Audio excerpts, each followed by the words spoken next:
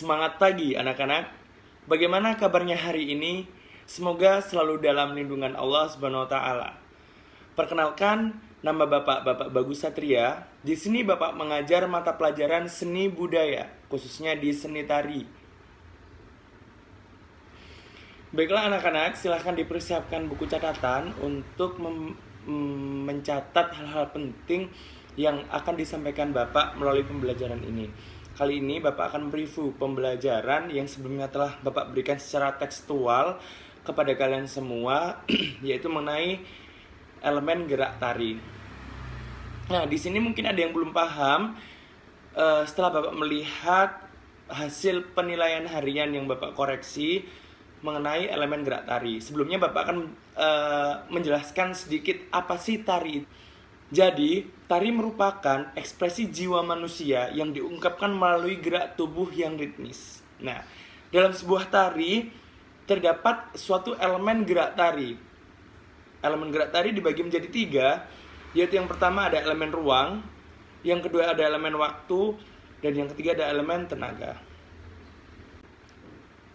Jadi, untuk pembahasan pertama adalah tentang elemen gerak ruang, di mana elemen gerak ruang dibagi menjadi 2, yaitu elemen ruang luas dan sempit.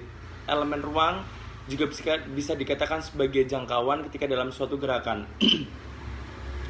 Jadi di sini yang Bapak maksud adalah bukan tentang pola lantai atau tentang posisi gerak, akan tetapi jangkauan gerak yang dilakukan oleh seorang penari. Jangkauan geraknya, misal ruang sempit seperti ini. Nah, ini sempit. Ini jangkauan ruang sempit, ruang gerak ya, bukan posisi atau pola lantai. Oke. Yang kedua yaitu elemen ruang luas. Elemen ruang luas biasanya dia jangkauannya sangat lebar. Sangat lebar. Sangat lebar. Kayak gitu. Jadi sangat lebar. Nah, jangkauannya dia sangat lebar sekali, beda dengan ruang sempit. Akan tetapi dari tarian-tarian biasanya tidak semuanya pasti menggunakan dua-duanya. Ada yang menggunakan ruang luas dan ruang sempit, ada yang hanya menggunakan ruang sempit saja. Karena apa? Bapak sudah menjelaskan bahwa tari merupakan ekspresi jiwa manusia, di mana terkadang di situ tari menceritakan tentang kesedihan, bisa juga menceritakan tentang suatu kegembiraan. Jadi tergantung dari pola. Yang kedua adalah waktu. Nah, di sini waktu juga bisa dikatakan sebagai mulai dan berhentinya suatu tarian. Mulainya di detik berapa dan berakhirnya kapan. Akan tetapi di sini Bapak menjelaskan tentang waktu atau tempo. Tempo pada suatu gerakan. Jadi tempo dibagi menjadi 2, yaitu tempo cepat dan tempo lambat.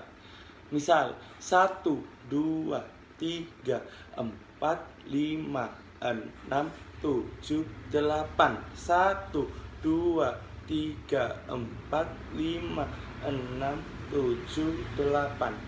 Itu pelan. Kita lakukan tempo cepat. 1, 2, 3, 4, 5, 6, 7, 8.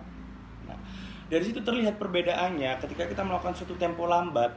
Satu motif gerak itu dilakukan dalam hitungan 1 kali 8. Akan tetapi ketika kita melakukan tempo cepat, satu motif gerak bisa dilakukan 2 motif gerak bisa dilakukan dalam hitungan 1 kali 8. Bapak ulang ya. Kita melakukan tempo yang lambat. Jadi kita melakukan tempo yang lambat, kita melakukan 2 kali 8 dalam 2 motif gerak. 1, 2, 3, 4, 5, 6, 7, 8. 1, 2, 3, 4, 5, 6, 7, 8. Satu motif gerak 1 kali 8, berarti 2 motif gerak 2 kali 8. Itu untuk tempo lambat. Sekarang kita lakukan tempo cepat. 1, 2, 3, 4, 5, 6, 7, 8. Nah, seperti itu. Tempo cepat, satu motif gerak bisa dilakukan dalam 1 kali 4. Jadi 2 motif gerak bisa dilakukan 1 kali 8. Itu menjadi dasar dari tempo. Nah, untuk yang terakhir yaitu tenaga. Tenaga juga dibagi 2, ada kuat dan tenaga lemah.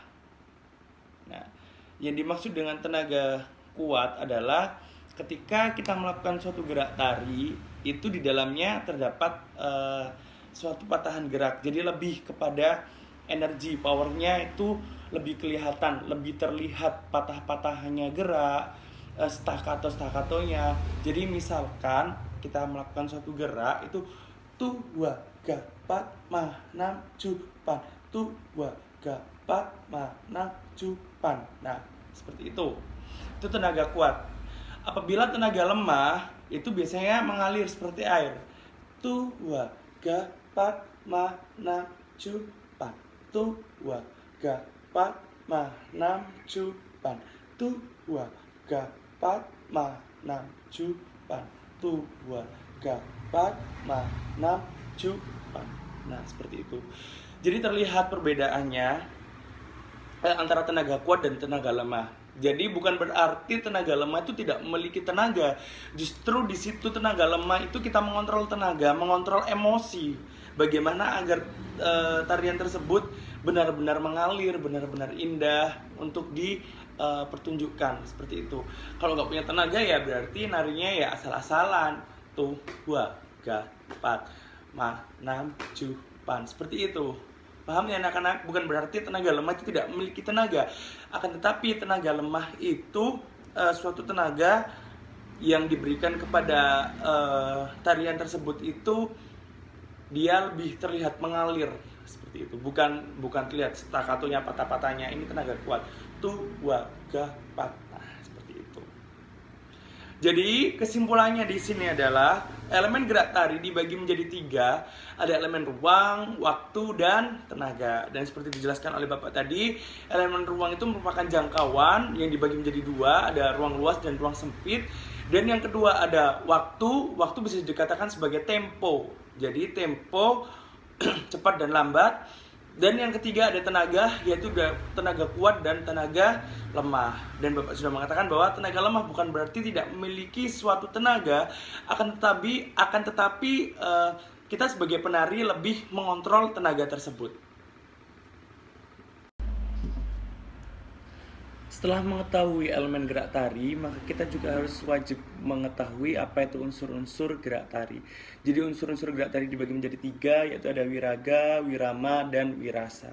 Di mana wiraga merupakan bentuk dari gerak yang dilakukan oleh seorang penari terhadap suatu gerak tari. Ketepatan gerak juga harus diperhatikan. Itu masuk dalam unsur gerak tari pada bagian wiraga. Wirama adalah ketepatan penari dalam melakukan suatu gerak tari. Jadi ketepatan hitungan, ketepatan antara gerak dan lagu itu termasuk dalam wirama. Jadi ketika kita melakukan suatu gerak tari itu juga wajib diperhatikan, karena ketika kita tidak tepat sesuai dengan wirama yang diberikan oleh musik misalnya, itu nanti juga tidak akan cocok dengan gerak tari yang kita lakukan. Seperti itu. Dan yang selanjutnya ada wirama, wiraga, yang terakhir ada wirasa, di mana kita melakukan suatu gerak tari kita harus menghayati tari yang kita lakukan, rasa kita atau mimik wajah kita atau ekspresi kita mengikuti dari tari yang kita lakukan tersebut. Jadi kita menyesuaikan tema tari yang kita lakukan. Selain itu, wirasa juga bertujuan untuk bagaimana cara kita menyampaikan isi cerita dari tarian tersebut kepada penonton. Nah, jadi itu adalah ketika kita berhasil melakukannya sendiri dan tersampaikan kepada penonton, berarti kita berhasil melakukan tarian tersebut. Jadi penonton, oh berarti ini dia lagi sedih gitu. Misalnya, oh berarti dia sekarang lagi gembira gitu. Jadi penonton bisa membaca situasi apa yang kita berikan kepada penonton. Seperti itu anak-anak. Bagaimana? Paham ya tentunya? Jadi itu tadi ada 3 tentang unsur-unsur gerak tari, yaitu wiraga, wirama, dan wirasa. Di mana wiraga lebih kepada bentuk gerak tarinya. Yang kedua wirama ketepatan gerak tari dengan hitungan atau dengan irama. Dan yang ketiga ada wirasa, di mana ketepatan antara penari itu dengan bagaimana penari itu menyesuaikan ekspresi dan mimik wajah dan atau demikian pembelajaran yang bisa Bapak berikan, semoga bermanfaat. Jangan lupa selalu memperhatikan protokol kesehatan, selalu menjaga juga imunitas tubuh, olahraga-olahraga kecil di rumah, dan selalu mengupayakan untuk selalu tetap di rumah saja. Baiklah, semoga pandemi ini segera berakhir, agar kita bisa belajar tatap muka, belajar secara luring atau luar jaringan, biar kita bisa lebih kenal, lebih bisa dekat lagi. Jangan lupa selalu melaksanakan tugas atau mengerjakan tugas-tugas yang telah diberikan Bapak Ibu guru di mata pelajaran lain ya. Terima kasih. Bapak akhiri. Wassalamualaikum warahmatullahi wabarakatuh.